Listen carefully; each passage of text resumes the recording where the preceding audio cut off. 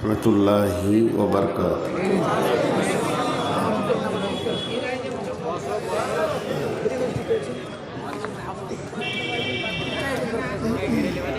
আলহামদুলিল্লাহ নাহমাদুহু ওয়া নাস্তাঈনুহু ওয়া নাস্তাগফিরুহু ওয়া নু'মিনু বিহি ওয়া নাতাওয়াক্কালু আলাইহি ونعوذ بالله من شرور أنفسنا ومن سيئات أعمالنا من يهده الله فلا مضل له ومن يضلله فلا هادي له وأشهد أن لا إله إلا الله وحده لا شريك له وأشهد أن محمدًا عبده ورسوله الذي أرسله بالحق بصيرا ونذيرا وداعيا إلى الله بإذنه وسراجا منيرا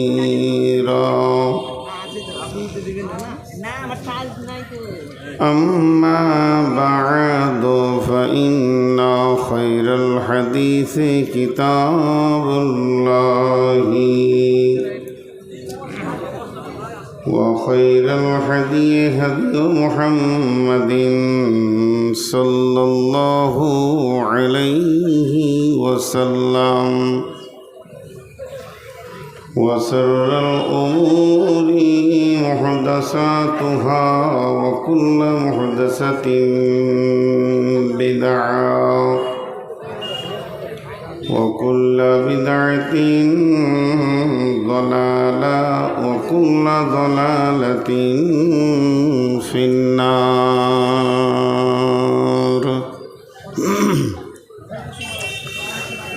فقد قال الله تبارك وتعالى في كلامه المجيد وفرقانه الحميد أعوذ بالله من الشيطان الرجيم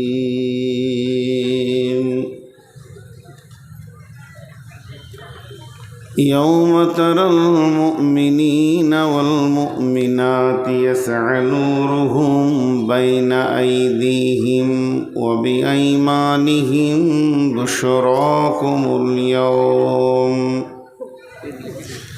جنات تجري من تحتها الأنهار وذلك هو الفوز العظيم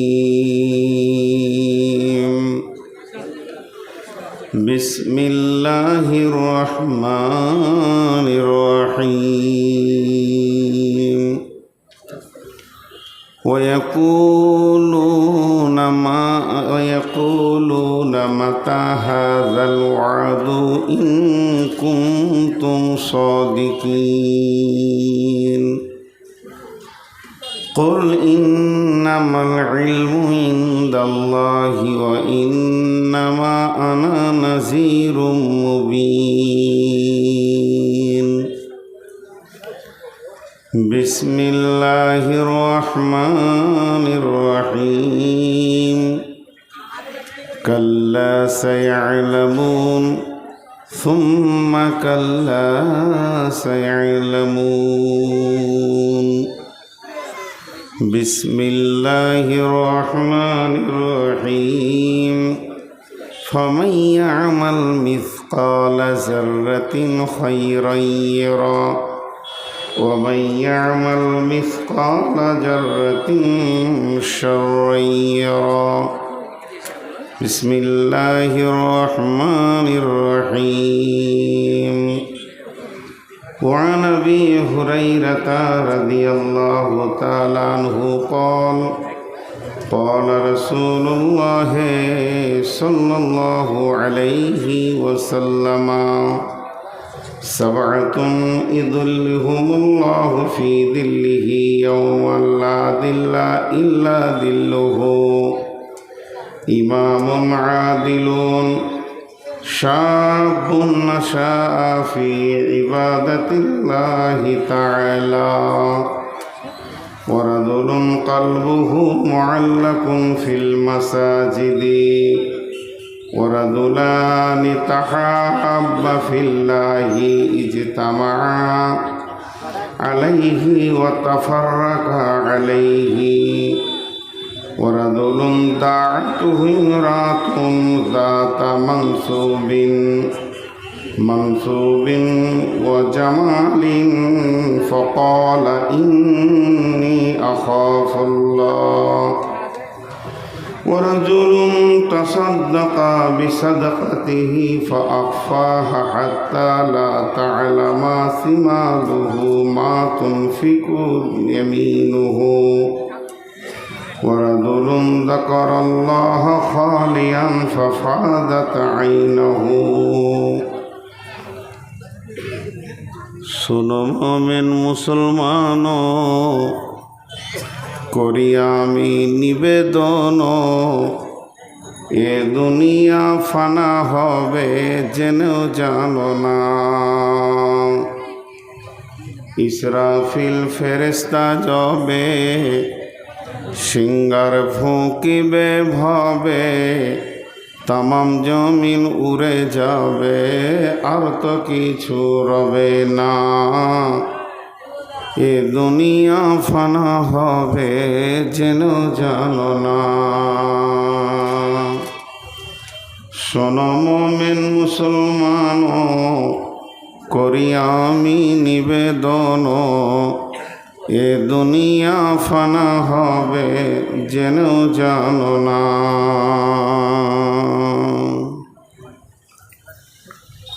শ্রদ্ধেয় সুযোগ্য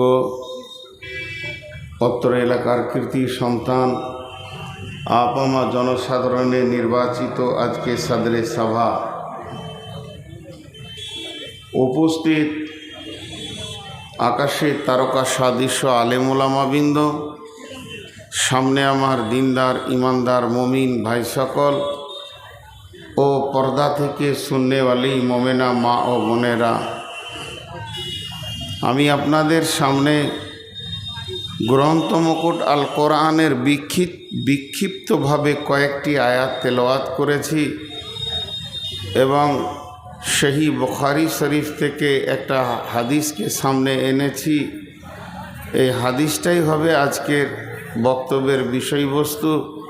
কোরআনের আয়াতগুলো বরকাতান কিছু আপনাদের সামনে কথা বলবো বলে নিয়ত করেছি। যদি আমার মাবুদ আমাকে তৌফিক দেন তো আমার তৌফিক ইল্লা বিল্লাহি আলাইহি তাওয়াক্কালতু ওয়া ইলাইহি উনীব। আজকের সম্মানীয় সভাপতি এবং আগত অতিথি, আমরা যারা এখানে পৌঁছিয়েছি, এক মহিলা মাদ্রাসা কেন্দ্রিক আয়োজিত মহফিলে আমাদেরকে এনেছেন আল্লাহ, আমরা সেই মহান মুনিবের দরবারে একবার শুকরিয়া করি, সকলে বলি আলহামদুলিল্লাহ। দরুদ ও সালাম বর্ষিত হোক আখিরি পয়গম্বর নবী মুহাম্মদুর রাসূলুল্লাহ সাল্লাল্লাহু আলাইহি সাল্লামের উপর। আল্লাহুম্মা আমিন, আল্লাহুম্মা সাল্লি আলাইহি, আল্লাহুম্মা বারিক আলাইহি। আজকের এই প্রোগ্রামে আমি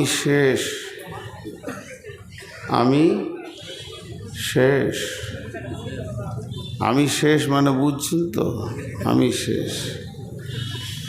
একটা রুগী ডাক্তারখানায় আসে, প্রথমে ল্যাবরেটরিওয়ালারা দেখে, তারপরে এক্সরে ক্লিনিকওয়ালারা দেখে, তারপরে ডাক্তার অপারেশন রুমে নিয়ে যায়, আর ডাক্তার কাটে, সেখানে 4 রকম ডাক্তার থাকে।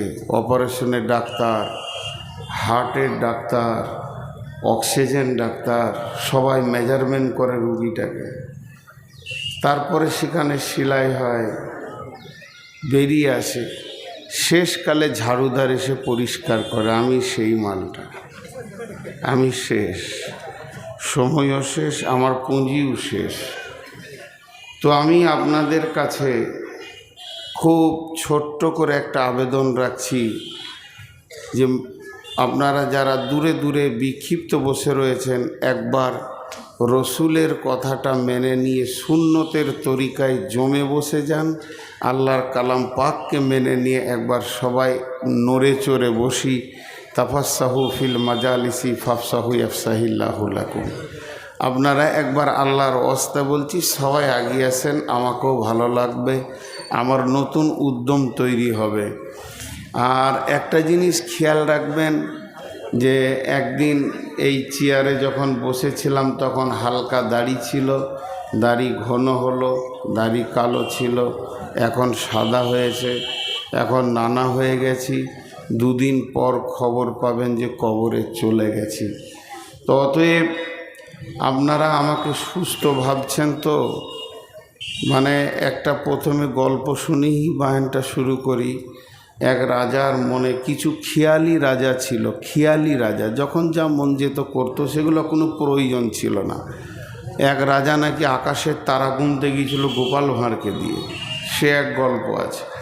তা এক রাজার নিয়ত হচ্ছে যে আমি ইতিহাসে মানে কি বলে মিডিয়াতে নাম নিব, যে এর আগে কেউ নামটা নিতে পারে নাই, আমিই নেব।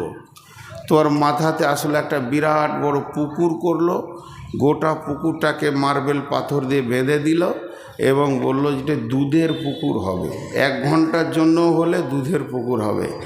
এলাকার যত ঘোষ ছিল গোয়ালা, তাদেরকে ডেকে বলল প্রত্যেক তোরা বাধ্যতামূলক 1 ঘড়া করে দুধ রাতের আঁধারে ফেলে দিবি, সকালে দেখব দুধের পুকুর, আমার নামটা হয়ে যাবে ইতিহাসে, ঝামেলা চুকে যাবে। লম্বা একটা ড্রেন করে দিয়েছে, এখানে সব দুধ ফেলবি। রাজা ফজরের সময় উঠে এসে দেখছে আজকে আমার নাম হবে, লোক হইচই করে দেখবে, কিন্তু আসলে পানির পুকুর হয়ে গিয়েছে। রাজার তো মাথা খারাপ, এতগুলো গোয়ালা, এলাকায় ঘোষ, প্রায় 2-4 লক্ষ ঘোষকে বললাম, আর এরা পানি কি করে কি হলো, সব কটাকে একটা হল ঘরে ভরেছে। বলে সত্য কথা বল, না হলে মেরে দিব। সবাই বলছে স্যার আমি মনে মনে ভাবলাম সবাই দুধ দিচ্ছে, তা আমি 1 ঘড়া পানি দিই, আসলে পানি সবাই দিয়ে দিয়েছে। এবার যেখানেই যেছি খালি বলছে আজকের রাতটা আপনি শেষে নিয়ে কষ্ট করালেন, কার থেকে আর করতে হবে না। আবার কাল যেখানে যাব ওরা বলবে হ্যাঁ এই একটা রাত খালি কষ্ট করালেন, আর করতে হবে না। তা আমার কপালে এটা আল্লাহ মেরে দিয়েছে, এটা মানুষের তৈরি নয়, আমার এটা কপালে আছে, শেষকালে পাবো। আমার এখন বর্তমান সুগার হচ্ছে 490। এই পানি নিয়ে বসেছি, এই খানিক করে পানি খাবো আর চালো। তো একটু করে সহানুভূতির নজরেও দেখতে হয় মানুষকে। আমার পা দুটা আগুনের মতো জ্বলছে, সত্য কথাগুলো বলছি। পাগুলোকে ঘষছি, কখনো মার্বেলে ঘষছি। এটা আমার বয়সের শেষ, কারণ প্রত্যেককেই এভাবে পৃথিবী ছাড়তে হয়েছে, আমাকেও ছাড়তে হবে। যাই হোক, আপনারা বসেছেন, আমি আপনাদেরকে একটা বড় খবর নিয়ে এসে পৌঁছিয়েছি, কিন্তু সকলে উঠেও আসলেন, কেউ কেউ উঠে আসতে পারেনি। ওগুলো সিপিএমের মাল ছিল পুরাতন, যেখানে বসেছে সেখানটায় দখল করেছে। ওরা উঠবে না, ওখানেই থাকবে। ওদের কাছে কোরআনও কাজে লাগবে না, হাদিসও কাজে লাগবে না, আল্লাহ বাকে আর রসুলই বাকে। আর এইখানে এরা দাঁড়িয়ে আছে, এরা যে কোন বংশ থেকে এসেছে, এদের বাপই কে আর এদের মাই কে, এদেরকে কি আদব একটু শিখায়নি? এদের কি হায়া, লজ্জা, শরম, চামড়ার সাইজ কতটা মোটা হলে এখনও দাঁড়িয়ে থাকতে পারে? আবার চুল রেখেছে দেখছেন, গোটাটা নাড়া করে মাথার উপরে, মনে হচ্ছে যেন 2টো মাথা নিয়ে দাঁড়িয়ে আছে। হ্যাঁ, লজ্জা কর বাপ, খানিকটা লজ্জা কর। চলেন, আমি আজকে সরাসরি চলে যাচ্ছি মেন প্রেক্ষাপটে। কেয়ামত। কেয়ামত সম্পর্কে রাসূলুল্লাহ সাল্লাল্লাহু আলাইহি সাল্লামকে অনেক প্রশ্ন করা হয়েছে, সেই দিনটা আসছে কই? আল্লাহ রসুলকে আল্লাহ বললেন, তুমি বলে দাও, কুল ইন্নামাল ইলমু ইনদাল্লাহ ওয়া ইন্নামা আনা নাযিরুম মুবিন। সেই দিনের পরিপূর্ণ জ্ঞানটা আল্লাহর কাছে আছে, কবে আসবে, কোন টাইমে আসবে। আমি তোমাদেরকে শুধু ভয় দেখানেওয়ালা, সেই দিনের খবর দেনেওয়ালা। নবী মানে তো সাংবাদিক, নাবা মানে খবর। নিজের পয়সায় কিনা লয়, শ্বশুর ঘর থেকে লুটা মাল, আর বাপের কুপুত্র। কোন জায়গায় যে 100 লিটার বাড়াইতে হয় এটাও জানে না। জি, তো আমি মাত্র তোমাদেরকে ভয় দেখাতে এসেছি। আমি যতগুলো আয়াত করেছি সব এই ধরনের। আল্লাহ তাবারাক ওয়া তাআলা বলছেন, একদিন ক্ষুদ্রতম নেকি বা গোনা বহির্প্রকাশ ঘটে যাবে, জাররাতিন খায়রান ইয়ারা ওয়া জাররাতিন শাররান ইয়ারা। হযরত উমর ফারুক রাদিয়াল্লাহু তাআলা আনহু রাত্রিতে অন্ধকারে সফর করছিলেন, সাথে অনেক সঙ্গী ছিলেন সফরের সাথী। তো হযরত উমর হঠাৎ বলে ফেললেন আঁধারের ভিতরে যে, কেউ এমন আছো যে আমাকে একটা কোরআনের আয়াত শোনাবে, যে আয়াতটা শুনলে আমার দিলটা আল্লাহর ভয়ে কেঁপে উঠবে, ভাইব্রেশন সৃষ্টি হবে। তো পেছন দিক থেকে সাউন্ডটা আসছে, আঁধারে, কে তা নয়। বিসমিল্লাহির রহমানির রহিম। ফামান ইয়ামাল মিসকালা জাররাতিন খায়রান ইয়ারা ওয়া মান ইয়ামাল মিসকালা জাররাতিন শাররান ইয়ারা। উমরকে খিতাব করে বলা হচ্ছে, তো তর্জমাটা এরকম হবে, উমর রে, তোমার সামনে অতি সত্বর একটা দিন তত্তর করে আগিয়ে আসছে, যেদিন তুমি ক্ষুদ্রতম নেকি করো চাই গুনাহ করো, সেটা বহির্প্রকাশ ঘটে যাবে। হযরত উমর ডুকরে কাঁদতে লাগলেন, ডুকরে কেঁদে উঠলেন বাচ্চা ছেলের মতো, দিয়ে বললেন, আমি অনেক ভয় পেয়ে গেছি, আমি এখন কাঁদছি। তোমরা কেউ আছো আল্লাহর কালাম পাক দিয়ে আমার কান্নাটা বন্ধ করে দিতে পারবে?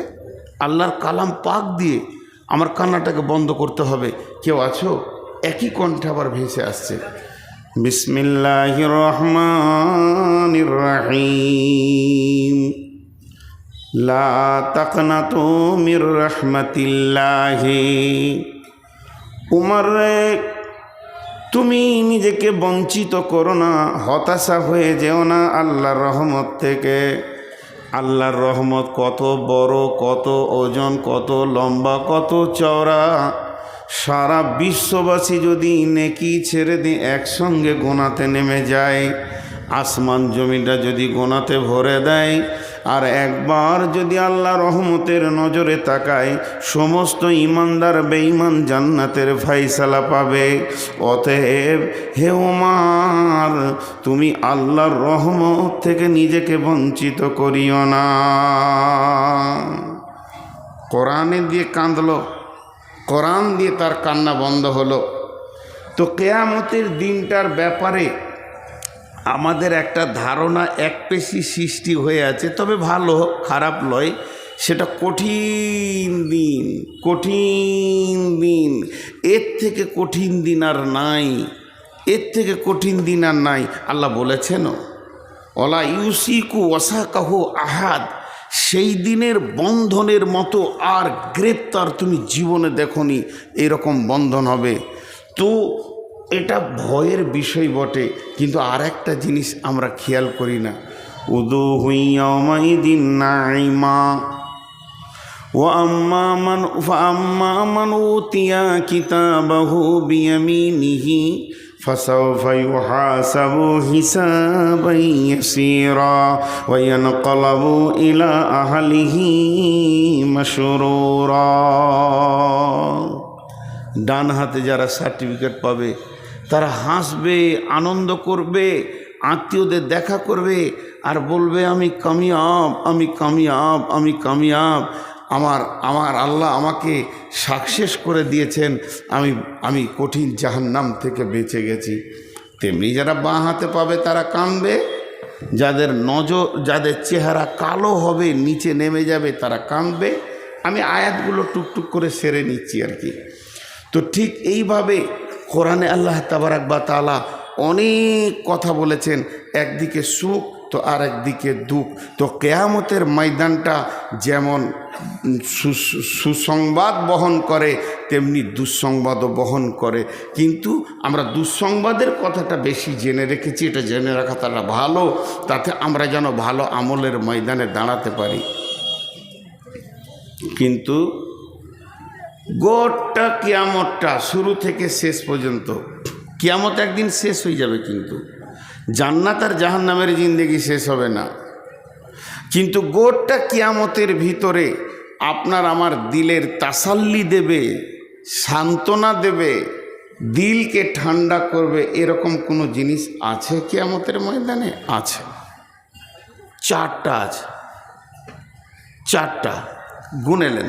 তার মধ্যে আজকে একটাকে বিস্তারিত বলবো আর তিনটে গুনিয়ে দিব। বিসমিল্লাহির রহমানির রহিম। ইন্না আ'তাইনাকাল কাউসার ফাসাল্লি লিরাব্বিকা ওয়ানহার ইন্না শানিয়াকা হুয়াল আবতার। কিয়ামতের ময়দানে হাউজে কাউসারটা রয়েছে সান্ত্বনাদায়ক জিনিস, নিজের পিপাসা মেটানোর জিনিস। এটা আমার রবের তৈরি, পৃথিবী মানবের নয়। কিন্তু ওই হাজে কাউসারটা আমার রব হাদিয়া করে দিয়েছেন, তোহফা দিয়ে দিয়েছেন তিনার নবীকে। সেটা কন্ট্রোল করবেন কে? আখিরি পয়গম্বর নবী মুহাম্মদুর রাসূলুল্লাহ সাল্লাল্লাহু আলাইহি ওয়াসাল্লাম। সেই হাজে কাউসারটা গোল নয়, সেটা লম্বাও নয়, চৌকান্না হবে। আপনার নজর এক প্রান্ত থেকে আর এক প্রান্ত দেখতে পাবে না, কিন্তু বিরাট লম্বা চওড়া। ওখানে আকাশের তারার মতো অসংখ্য পেয়ালা জুলজুল করে ভাসবে। চারিদিকে ফেরেশতার সিকিউরিটি দেওয়া থাকবে, আল্লাহর হুকুমের সিকিউরিটি থাকবে। অন্য কোনো দিকে পানি পান করা যাবে না। আল্লাহর নবী একই দিকে পানি পান করাবেন এবং উম্মতের হাতে পানি তুলে দেবেন। ওই পানিটার লাভ কি? ওই পানিটার ফজিলত কি? ওই পানিটা পান করলে আপনার আমার কি উপকার হবে?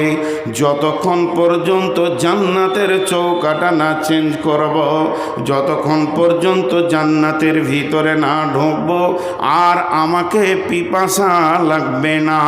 এই হাজে কাউসারটা আমার রব তার নবীকে আতা করেছেন, তাকে হাদিয়া করেছেন।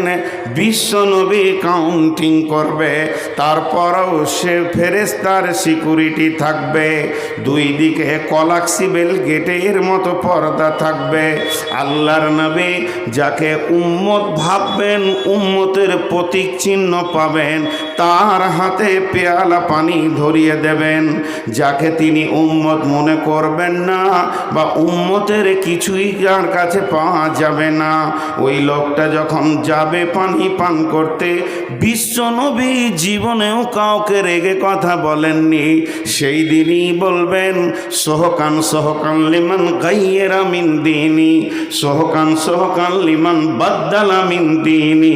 তুমি আমার সামনে থেকে সরে যাও, আমার আনিত আদর্শ আইডিয়ালকে তুমি চেঞ্জ করে দিয়েছো, বদল করে দিয়েছো। তোমার সঙ্গে আমার কোনো আত্মীয়তা নাই। নবী উম্মত, উম্মত নবী যে একটা সম্পর্ক, এটা বাতিল ঘোষণা করা আছে তোমার সঙ্গে আমার। অতএব তুমি আমার কাছে পানি পাবে না।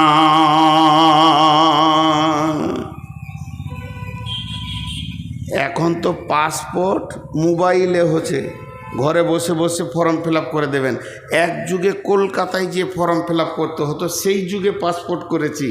তো জানলাতে দাঁড়িয়ে আছি, একটা নামের ভুল হয়েছে, খালি হর্ষটা বেঁকা হয়েছে, একটার সাথে একটা মিলছে না। তো ভিতরে যে কোন ফেরেশতা আছে ও বলছে তোর এটা মেল হয়নি। তা আমি বলছি স্যার আর একটা ফিল আপ করি, তার আগে দুদিকে দুটো পুলিশ বলছে হট তোর হয়ে গেছে। ও ভাবলে না যে লোকটা কত কষ্ট করে এসেছে বর্ধমান থেকে। আবার দ্বিতীয় সপ্তাহে গেলাম লাইন দিয়ে। তো ঠিক আল্লাহ রসুলের নারাজি সংবাদটা পাবে তো জাহান্নামের ফেরেশতা ছাপ্পা মারবে, হট তোর হয়ে গেছে। আল্লাহ বহু বেয়াদবি দুনিয়াতে করে নিয়েছো, আর বেয়াদবি তোমাকে করতে দিব না। একটা জি যারা রসুলের উম্মত, আমরা দাবিতে 16 আনা যে আমরা রসুলের উম্মত, কিন্তু যদি নবী মুহাম্মদ সাল্লাল্লাহু আলাইহি সাল্লাম নামে একটা গেট তৈরি করা হয়, যেরকম এয়ারপোর্টে ইমিগ্রেশনের গেট আছে, আপনি ঢুকবেন তো টিক কিছু নাই, টিক টিক টিক টিক মাল আছে, ধরা পড়ে গেল। তো গেটটাকে তৈরি করেছে যে মালগুলো পারচার করা যাবে না, সেই মালের ওপরে তাদের এমনভাবে সাজানো আছে আপনি পার করতে পারবেন না। যদি ওই রকম হতো যেখানে একটা গেট আছে, যে উম্মত হবে পেরিয়ে যাবে, সাউন্ড হবে না, আর যে উম্মতের বাইরে টিক টিক করবে, তা আমরা একটাও পেরোতে পারতাম না। কারণ আমাদের অবস্থা কি, মাথার চুল থেকে নিয়ে পা পর্যন্ত রসুল একটু নেই। পানি পান করছে বাম হাতে, সাউন্ড কি, ডান হাতে পানি পান করে না, আবার স্টাইল করে বাম হাতে খাচ্ছে। জি খাওয়ার শেষে দোয়া, ও এটা আবার এর আধুনিক দোয়া। কোনো জায়গায় রসুল নাই, না পেচ্ছাবে আছে, না পায়খানাতে আছে, না শোয়াতে আছে, না খাওয়াতে আছে।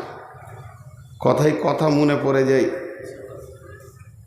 68 বছর বয়স, 8টা ছেলের বাপ, টাকা আছে, হজ করে এসে বাড়িতে ফিরেছে, হাজি সাহেব মানুষ, ফরজ গোসল জানে না।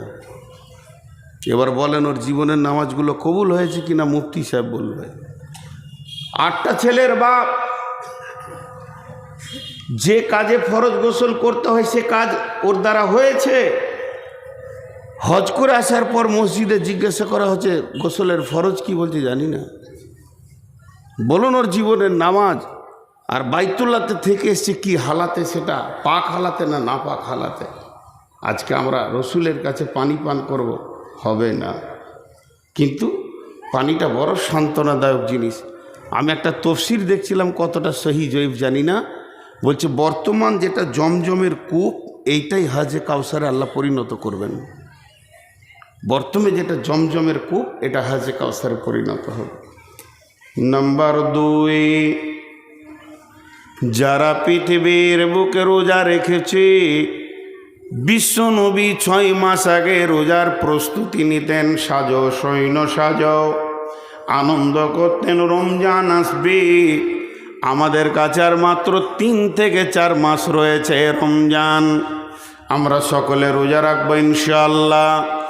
আগত রমজানকে সুস্বাগতম জানাচ্ছি। যারা রমজান মাসে রোজা রেখেছে তাদের সব থেকে কিয়ামতের মাঠে বড় উপহার, স্বয়ং আমাদের রব আল্লাহ রোজাদারদের মোলাকাতে কিয়ামতের মাঠে আসবেন। কিয়ামতের মাঠে রোজাদাররা আল্লাহকে দেখবে। হাজি ভাই, যার কাছে আমার জীবনের সমস্ত মানদণ্ডের হিসাব, জান্নাত জাহান্নামের ফাইসালা, যিনি আহকামুল হাকিমিন, যিনার কোনো পরামর্শদাতা নাই আর প্রয়োজনও নাই, যিনার কোনো উকিলের প্রয়োজন নাই, তিনি যদি সমস্ত জাহান্নামীকে জান্নাতে দিয়ে দেয়, তো কেন দিলে কথা বলার কারো ক্ষমতা নাই। সেই রকম মাবুদ আপনার আমার মোলাকাতে আসবেন এই রোজার কারণে। রোজা ছাড়বো ইনশাআল্লাহ, রোজা ছাড়বো না রোজা রাখবো? রোজা রাখবো ইনশাআল্লাহ। নাম্বার 3, ইয়াউমা তারাল মুমিনিনা ওয়াল মুমিনাতি ইয়াসআ নূরুহুম বাইনা আইদিহিম ওয়া বিআইমানিহিম বুশরাকুমুল ইয়াউম। কিয়ামতের মাঠে সর্বপ্রথম যেটা মানুষের প্রয়োজন হবে সেটা আলো। তার কারণ কিয়ামতের ময়দানটা অন্ধকার হবে, সূর্য থাকবে না, তারা থাকবে না, নক্ষত্র থাকবে না, বিদ্যুৎ প্রকল্প থাকবে না, জেনারেটর থাকবে না, মোমবাতি থাকবে না, জোনাকি পোকা থাকবে না। যে উপকরণ দিয়ে আমরা আলো পাই এগুলো একটাও থাকবে না। কিয়ামতের ময়দানটা চমকাবে একটা আলোতে। ও আশরাকাতিল আরদু বিনূরি রাব্বিহা, আমার রবের নূরে কিয়ামতের ময়দান চমকাবে। তবে তার নূরের ভিতরে থাকবে কুদরতি ক্ষমতা। বেঈমানরা সে নূর দেখতে পাবে না। যে বেঈমানরা এই পৃথিবীতে মসজিদের দরজা দেখেনি তারা কোনোদিন সেই নূর দেখতে পাবে না। ওই দিন নূর দেখবে কে? ওই দিন নূর দেখবে যে 5 ওয়াক্ত সালাতে হাজির দিয়েছে। ইয়াউমা তারাল মুমিনিনা ওয়াল মুমিনাতি ইয়াসআ নূরুহুম বাইনা আইদিহিম ওয়া বিআইমানিহিম বুশরাকুমুল ইয়াওম। তিরমিজি যখন পড়ছিলাম তো একটা হাদিস পেয়েছিলাম যে এই হযরত আবু হুরায়রা উজু করছে, তেমনি করে পানি নেই, মানে এই পর্যন্ত টানছে। এই পর্যন্ত কোরআনে আছে ফাকসিলু উজুহাকুম ওয়া আইদিয়াকুম ইলাল মারাফিক, এই পর্যন্ত ও একটু বেশি করে টানছে। আর হযরত উমর রাগী মানুষ, দেখতে দেখতে, আর ই যত রাগী তত নরম, জিভ যত নরম দাঁত তত শক্ত থাকে পাশাপাশি।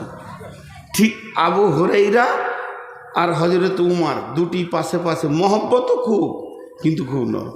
উমর দেখতে দেখতে বলছে, এই তুই কতটা পানি টানছিস? বলছে এই পর্যন্ত। আর ও ঘাড়ে ধরেছে, বেশি বুঝিস তো কোরআন, তোকে বেশি বুঝতে হয়েছে। বলে কেন? ছাড় ভাই। বলে ছাড়, তোকে ছাড়বো, রসুলের কাছে নিয়ে গিয়ে ছাড়বো তোকে। নবীজির কাছে নিয়ে গেছে। তা আবু হুরায়রা নরম মানুষ, কাবু, এই ছাড়ো ছাড়ো। কি হলো? ইয়া রাসূলুল্লাহ, উজুতে হাত কতটা ধোবো? এই যে বলে এই কোনায় পর্যন্ত, মারাফিক এই কোনায় পর্যন্ত। তখন বলছি কতটা টানছে দেখেন। বলে এই পর্যন্ত। জি। নবীজি বললেন, আবু হুরায়রা তুমি কি কোনায় থেকে আরো বেশি টানছো? বলে জি হ্যাঁ। পারমিশন দিল কে? তখন আবু হুরায়রা বলছেন, দয়ার রাসূল গো, আপনি বলেছেন উজু করার কারণে উজুর জায়গাগুলো কিয়ামতের ময়দানে নূরে ঝকমক করবে। আমি সেই জন্যে উজুর পানিটা একটু আগে বাড়িয়ে নিছি, আমার নূরটা যেন আরো বেশি হয়ে যায়। আল্লাহর নবী বললেন, উমর রে ছেড়ে দাও, ওর তো উজুর নিয়ত নয়, নূর বাড়ানোর নিয়ত। উজু তো হয়েই যাবে। তাহলে উজুর পানির ভিতরে রয়েছে গুণ। যে উম্মত উজু করলো না, যে গোলাম উজু করার মতো কাজ করলো না, সে মাবুদের নূর কিয়ামতের মাঠে পাবে না, অন্ধকারে থাকবে। কিন্তু যারা নামাজ রোজা করেছে, ও আশরাকাতিল আরদু বিনূরি রাব্বিহা, আমাদের রবের নূরের তাজাল্লিতে কিয়ামতের ময়দান ঝকমক করবি। একটা মজার কথা আপনাদেরকে বলে দিই। সবাই জমা হচ্ছে এখানে, দিয়ে মাদানী ভাই বড় বড় গরু এনেছে, স্পেশাল মাল, ইনশাল্লাহ পেট ভরে খেলে ডায়রিয়া, অর্ধেক তেল অর্ধেক চর্বি।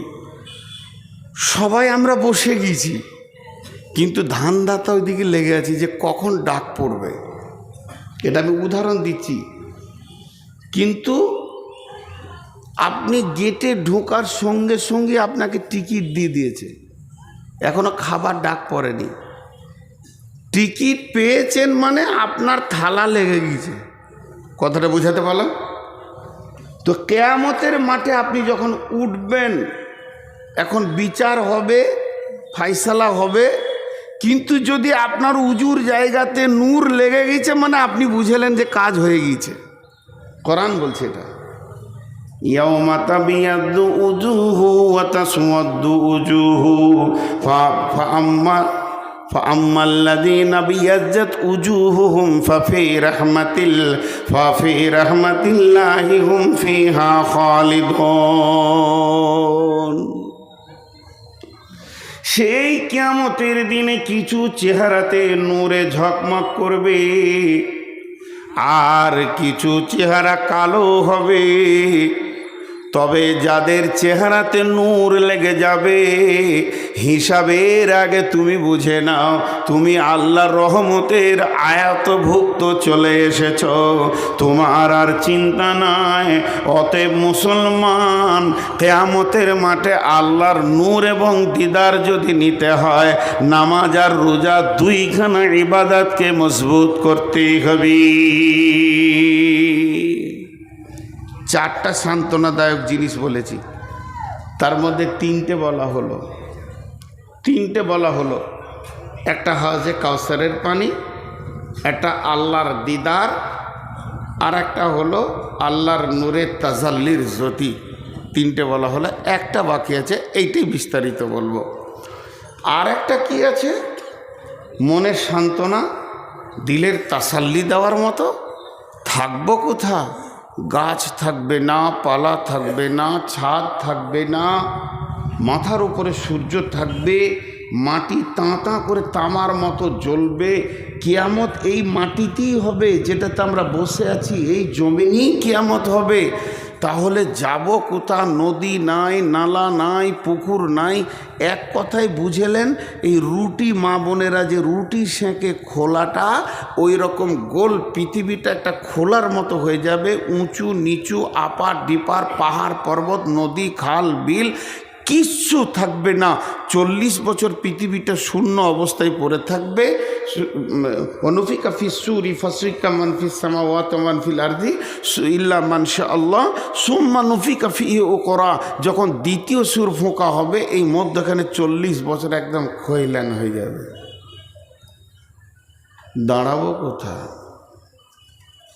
ছায়া তো নাই, ঘামে ডুববে মানুষ, বিকট চিৎকার করবে, কিন্তু মত হবে না। দাঁড়াবো কোথা? একটা ছায়া থাকবে, মাত্র একটি ছায়া। আল্লাহ নবী বলছেন, এটাই আমার বক্তব্য আজকে। ওয়া নবী হুরায়রা রাদিয়াল্লাহু তাআলা আনহু قال قال رسول الله সল্লাল্লাহু আলাইহি ওয়াসাল্লাম সাবআতুন ইযুল্লুহুমুল্লাহু ফি যিল্লিহি ইয়াউমুল লা যিল্লা ইল্লা যিল্লুহু। কঠিন কিয়ামতের দিনে কোনো ছায়া থাকবে না, পাহাড় পর্বত থাকবে না, গাছপালা থাকবে না, যার ছায়াতে গিয়ে একটু জানটাকে রেস্ট নিব।